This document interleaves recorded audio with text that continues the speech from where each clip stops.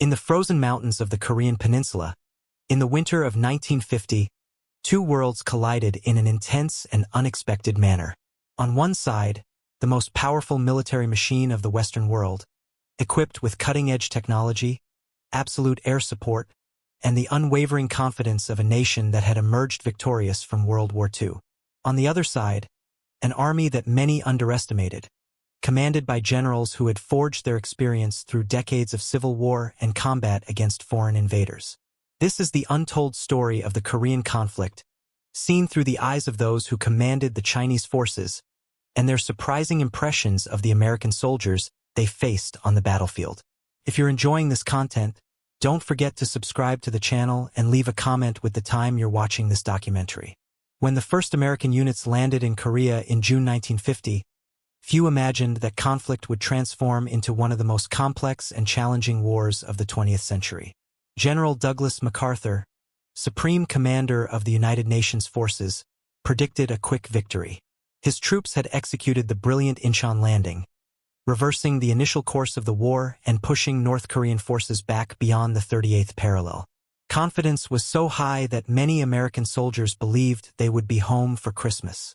But the Chinese generals, carefully observing from the border, had a very different assessment of the unfolding situation.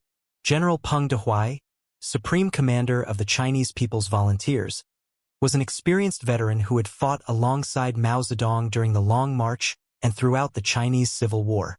When he received orders to cross the Yalu River and enter the Korean conflict, Peng had no romantic illusions about war.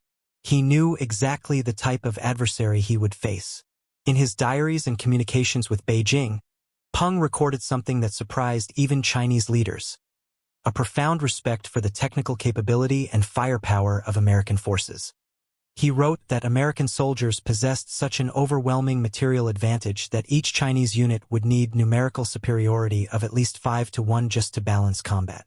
But respect for armament did not mean admiration for tactics.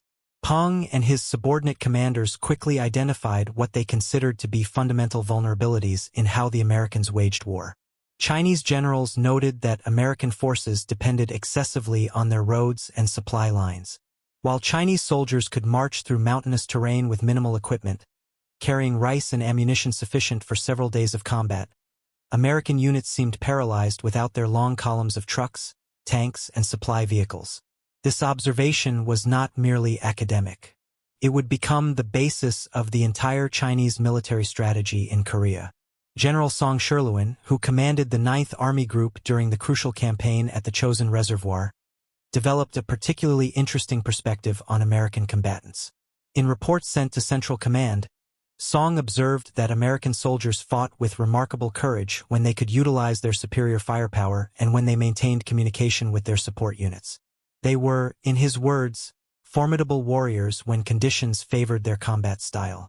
But Song also noted something he considered a tactical difference: a tendency to retreat or regroup when isolated or surrounded, rather than maintain positions at any cost as Chinese and Soviet military doctrines emphasized.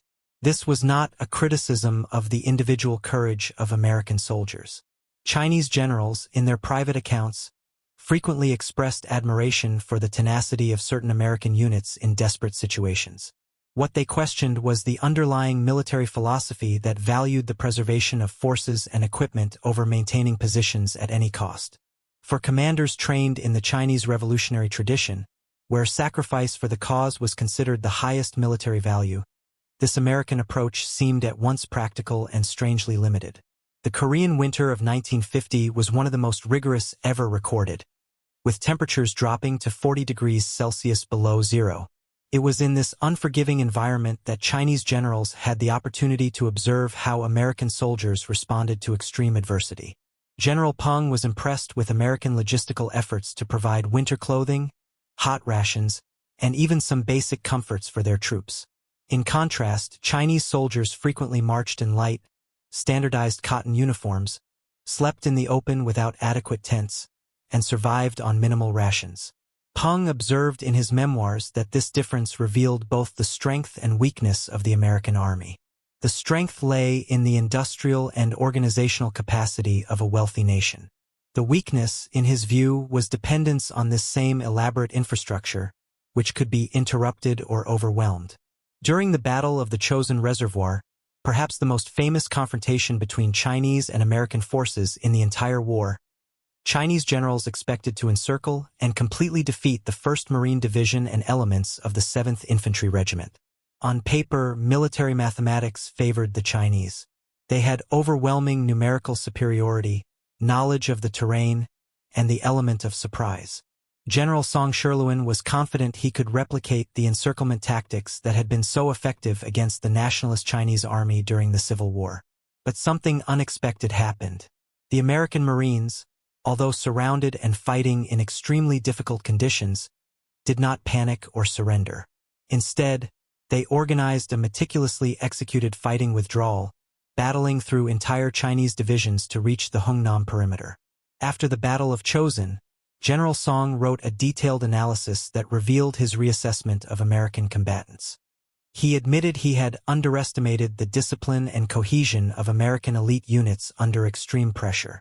The Marines, in particular, demonstrated a capacity to maintain organization and continue fighting effectively even when surrounded, with mounting casualties and in climatic conditions that incapacitated thousands of soldiers on both sides. Song noted that these were not soldiers who simply depended on technological superiority. They were well-trained professionals who could adapt their tactics when necessary. However, Song and other Chinese commanders also observed what they considered to be a consistent pattern in American military behavior.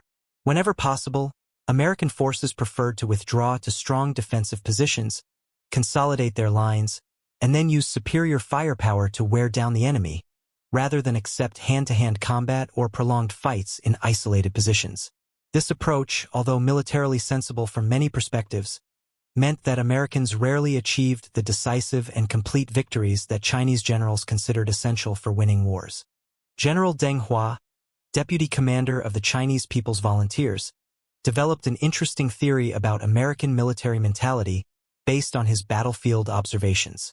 In communications with Central Command in Beijing, Deng suggested that American soldiers fought as highly trained individuals within an elaborate system, but that this system depended on clear hierarchies, functional communications, and constant logistical support. When these elements were present, American units were formidably effective.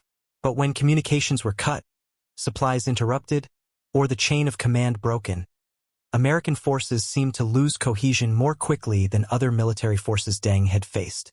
This analysis informed the Chinese tactic of nighttime operations. Chinese generals deliberately chose to attack at night, when American air superiority was neutralized and when it was easier to close distance quickly, denying the Americans the ability to effectively use their artillery and long-range firepower. They also prioritized cutting roads and isolating American units, forcing them to fight without the support and certainty that seemed so important to their effectiveness. It was not cowardice that Chinese generals saw in American soldiers, but a dependence on certain combat conditions that could be manipulated. General Peng Dehuai had a particularly nuanced perspective on American military leadership. He carefully studied the commanders he faced, reading everything Chinese intelligence could provide about their careers and military philosophies. Peng had genuine admiration for General MacArthur's audacity in planning the Incheon landing, calling it a brilliant operational stroke that completely changed the war's dynamics. However, Peng also believed that MacArthur had committed a fatal strategic error in underestimating China's willingness and capacity to intervene in the conflict.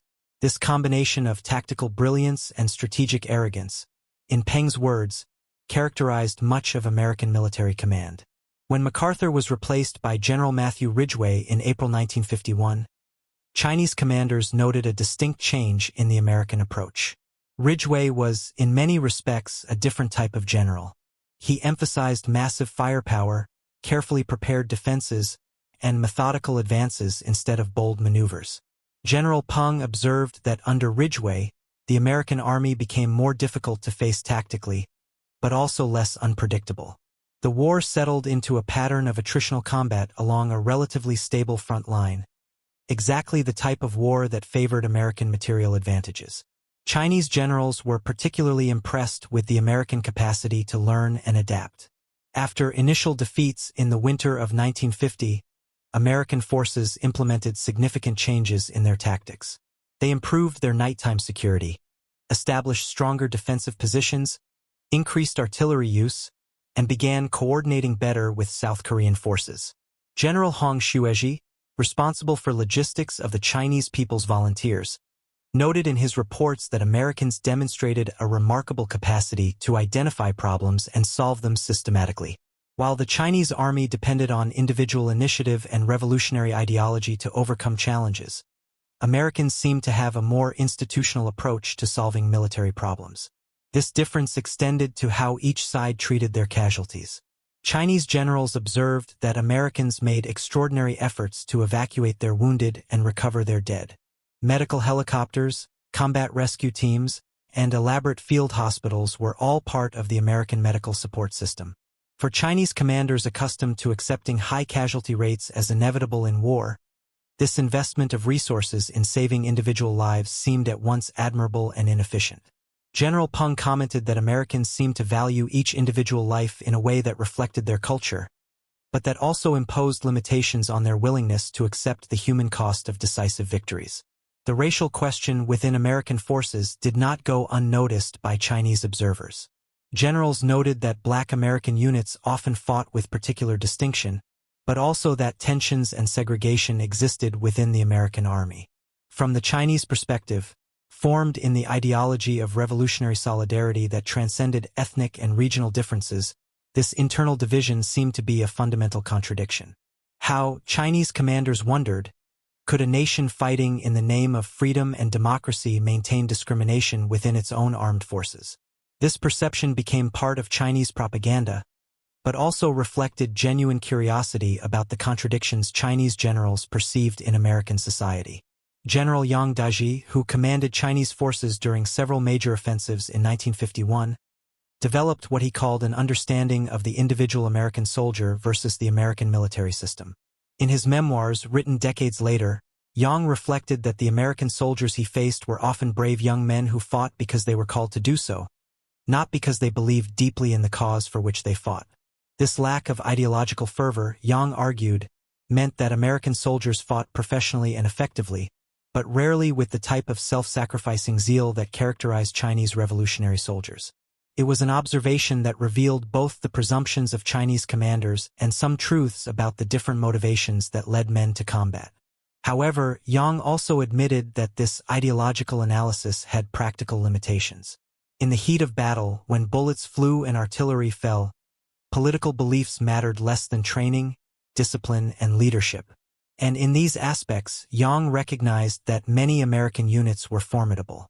He reported an incident where a small American unit, surrounded and without hope of reinforcements, continued fighting for 2 full days, resisting with determination before finally being overcome. It was not ideology that sustained these men, Yang concluded, but professionalism, camaraderie, and a type of military pride that transcended politics. American artillery was a constant source of both respect and frustration for Chinese commanders. General Peng estimated that 80% of Chinese casualties in Korea were caused by artillery fire and aerial bombardment, not by direct infantry combat. Americans had a seemingly unlimited capacity to call massive support fire whenever they encountered significant resistance. For Chinese generals accustomed to fighting with limited ammunition and without air support, this lavish utilization of firepower seemed almost wasteful. But it was undeniably effective. Chinese offensives frequently achieved initial advances through surprise nighttime attacks, only to be stopped the next day by coordinated artillery barrages that transformed conquered terrain into lunar landscapes. General Qin Jiwei, who commanded Chinese forces during the long battle for Heartbreak Ridge in 1951, developed particular respect for American artillery. In his reports, Qin described how American artillerymen could adjust fire with remarkable precision, concentrating hundreds of artillery pieces on specific targets within minutes. This capacity to coordinate fire from multiple batteries was something the Chinese army simply could not replicate with its limited resources. Qin observed that facing American artillery was like fighting against an invisible adversary that could strike you from kilometers away, whenever it wanted. American air superiority was another factor that dominated Chinese generals' calculations. During daylight hours, movement of any significant-sized Chinese unit was nearly impossible without risking intense air attacks. American fighter bombers constantly patrolled, attacking troop concentrations, supply convoys, and artillery positions. General Hong Xuezhi, responsible for keeping Chinese supply lines functioning, described the American bombing campaign as perhaps the greatest challenge he faced during the entire war.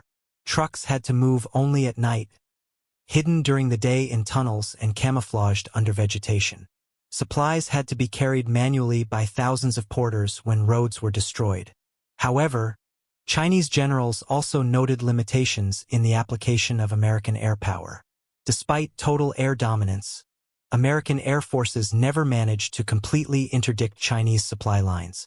The combination of dispersal, nighttime movement, elaborate camouflage, and the use of thousands of civilian workers to repair damage meant that the Chinese could sustain their forces at the front line, albeit with great difficulty.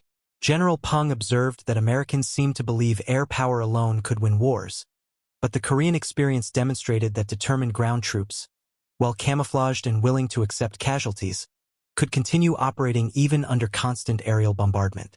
The question of prisoners of war revealed profound cultural differences that Chinese generals noted. Captured American soldiers generally surrendered in an orderly manner when the situation became hopeless, expecting treatment according to the Geneva Conventions. Chinese soldiers, on the other hand, were indoctrinated to never surrender, resist firmly, or attempt escape if captured. General Peng observed that this difference reflected fundamentally different values about military honor and duty. He did not consider the American willingness to surrender as cowardice per se, but as a more pragmatic approach to war that prioritized individual survival over absolute sacrifice. The controversies over treatment of prisoners of war, which prolonged peace negotiations for years, were viewed by Chinese generals through an ideological lens. They genuinely believed that many Chinese and North Korean prisoners had been coerced or deceived into refusing repatriation, and saw American insistence on the principle of voluntary repatriation as a political maneuver disguised as humanitarianism. This issue became so important that General Peng was willing to continue the war for additional years rather than accept what he saw as a humiliation. The intransigence of both sides on this issue revealed how much the symbolic and ideological aspects of the war had become as important as concrete military objectives. As the war settled into a pattern of static confrontation along the armistice line, with intense battles being fought over individual hills that changed hands repeatedly, Chinese generals began to reevaluate their overall strategy. General Peng recognized that China could not win a war of attrition against an adversary with such superior material resources. Each battle, even when the Chinese held the field at the end, resulted in casualty rates that were unsustainable in the long term. Chinese losses in the Korean War are estimated in the hundreds of thousands, including Mao Zedong's own son, who was killed in an American air attack. General Yang Daji reflected in his memoirs on the paradoxical nature of the Korean War from the Chinese perspective. Tactically, Chinese forces had proven they could face and sometimes defeat powerful American forces. They had denied the Americans the total victory MacArthur had predicted. But strategically, China had paid a high price for a result that essentially restored the pre-war status quo. The 38th parallel, which had been the dividing line before the conflict began, remained approximately where it was after 3 years of intense combat. This reality led Yang and other commanders to question whether Chinese intervention, although it had prevented the defeat of North Korea, had really achieved objectives that justified the cost. However, publicly and in their official reports, Chinese generals emphasized that the war had been a significant victory. They argued that China, a poor nation that had just emerged from decades of civil war, had faced the world's greatest military power and fought to a stalemate. This David versus Goliath narrative became central to Chinese military identity. The generals who commanded in Korea were celebrated as national heroes, and the war was presented as proof that revolutionary determination could overcome material superiority. General Peng Dehuai, in particular, emerged from the Korean War as an almost mythical figure within the Chinese army. His leadership during the conflict, his willingness to face the world's greatest military power, and his capacity to sustain Chinese forces in the field despite overwhelming material disadvantages, made him a model of military command. However, the Korean experience also shaped Peng's thinking about military modernization. After the war, he became an advocate for mechanization of the Chinese army, development of a modern air force, and improvement of artillery. He had learned the hard way that courage and ideological fervor, although important, were not substitutes for modern equipment and firepower. The lessons Chinese generals drew from their confrontations with American forces influenced Chinese military thinking for decades. The emphasis on mobility, the capacity to operate with tenuous supply lines, the utilization of difficult terrain, and the willingness to accept casualties in exchange for strategic objectives all became characteristics of Chinese military doctrine. But equally important was the recognition that modern war required more than just dedicated soldiers. It required technology, sophisticated logistics, air power, and the capacity to sustain military operations over long distances. General Hong Xueji, in his extensive memoirs about the logistics of the Korean War, provided perhaps the most honest analysis of the differences between Chinese and American capabilities. Hong described in painful detail how each truck, each piece of artillery, each cartridge of ammunition had to be transported across thousands of kilometers, frequently under constant aerial bombardment. He compared this with the apparent ease with which Americans moved vast quantities of equipment and supplies, not only across the Pacific Ocean, but throughout the entire Korean peninsula. This difference in logistical capacity, Hong argued, was perhaps the most significant asymmetry between the two sides, even more than differences in armament or technology. The experience of commanding in Korea also gave Chinese generals a nuanced appreciation of the nature of the American soldier that challenged the simplistic stereotypes of propaganda. Yes, American soldiers had tremendous material advantages.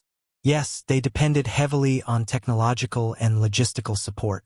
But they were also often brave, professional, and capable of fighting effectively under extreme conditions. The stories of American units fighting against overwhelming odds, like the Marines at Chosin or the defenders of various isolated positions who withstood repeated attacks, entered the consciousness of Chinese commanders as examples that the adversary they faced deserved respect. General Deng Hua observed that one of the most striking differences between Chinese and American soldiers was their relationship with technology. American soldiers seemed to trust in and expect technological support: radios, vehicles, sophisticated weapons. When these tools were available, Americans used them with high effectiveness. Chinese soldiers, on the other hand, were accustomed to improvising, to making do without, to relying on courage and numbers when equipment was not available. Neither approach was inherently superior, Deng concluded. Each reflected the material and cultural realities of the societies that had produced these armies. The question of why the war ended in stalemate, when both sides had invested so much, was something Chinese generals pondered in their later years. General Peng believed the stalemate reflected a fundamental reality.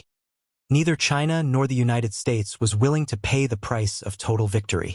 For China, this would mean escalating the conflict to a point that could provoke use of nuclear weapons or expand the war to Chinese territory. For the United States, total victory would mean massive mobilization, enormous casualties, and potentially a broader conflict with the Soviet Union.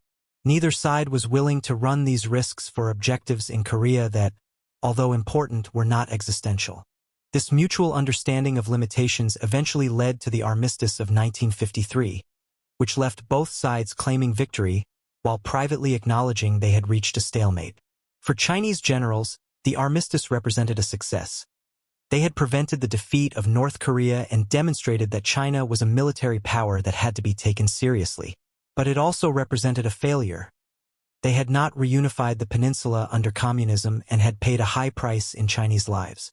In the decades after the Korean War, as some of these generals wrote memoirs and analyses of the conflict, a common theme emerged: respect for the American adversary mixed with criticisms about how Americans waged war.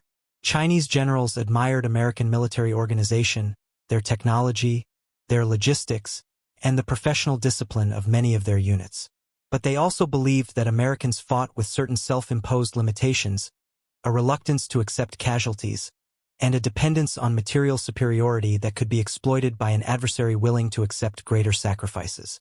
General Song Sherluin, reflecting on the Battle of Chosin decades later, admitted he had initially underestimated the resilience and fighting capability of American Marines. He had expected that the siege and severe conditions would lead to collapse and surrender. Instead, the Marines organized one of the most remarkable fighting withdrawals in modern military history. This experience taught Song that cultural stereotypes, whether overestimating or underestimating an adversary, were dangerous. Each unit, each individual soldier was different, and broad generalizations about national courage or fighting capability were misleading. The final assessment of Chinese generals about the American soldiers they faced in Korea was complex and multifaceted. They saw Americans as formidable adversaries whose power derived from both their superior technology and solid professional training.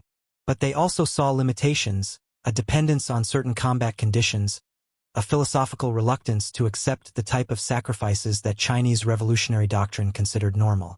These strengths and weaknesses reflected profound differences between the two societies, their histories, and their values.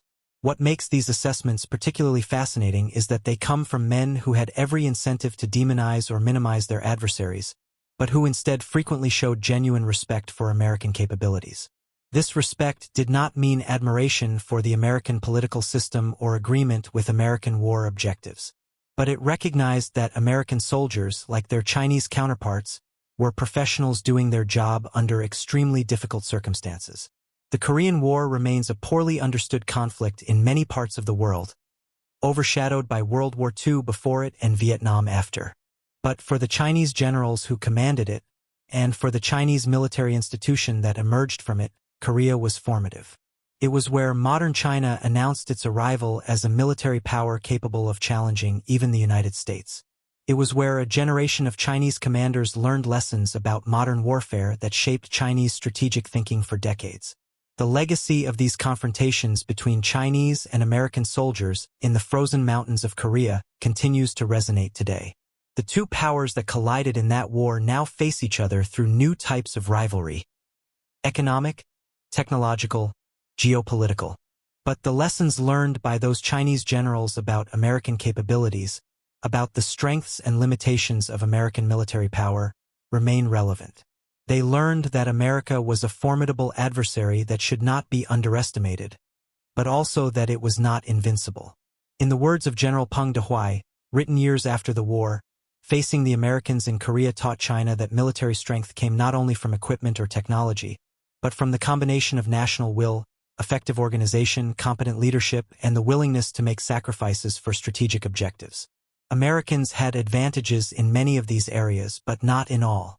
And in a conflict where both sides had significant strengths and important weaknesses, the result was what it had to be: a recognition that neither side could completely impose its will on the other. This understanding, born from the difficult experiences in the Korean mountains, represented a form of strategic wisdom that transcended ideology. Chinese generals had learned to respect their adversary without fearing it, to recognize their own limitations without despairing, and to understand that in modern war, total victory was often an illusion. These lessons, purchased with the blood of hundreds of thousands of Chinese and American soldiers, remained with them for life.